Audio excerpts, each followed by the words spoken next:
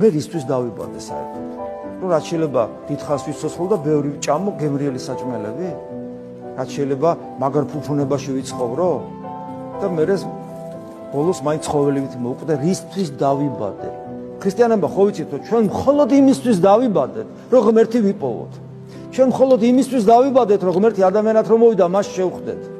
ამიტომ მე გვერდს კი გავუვლიდი, იმიტომ რომ სულ ორი ადამიანი მიხვდა. მე მესამე რას მივხვდებოდი, სხვა რატო არ მიხვდა. გავუვლიდი, მაგრამ არ მეპატიება მე როგორც ადამიანს, იმიტომ რომ მე ცხოველი არა ვარ. და ჩვენი უშედეგო ზიარება დაახლოებით იმ მდგომარეობაში მომყოფებს მე როგორც გავუვლიდი. ამიტომ ვერაფრით ვერ უნდა შევეგუოთ იმას, რომ ჩვენ წლები გადის, ვბერდებით, სიცოცხლე გვაკლდება ბიოლოგიური და ვერაფრით ვერ შევხვდით.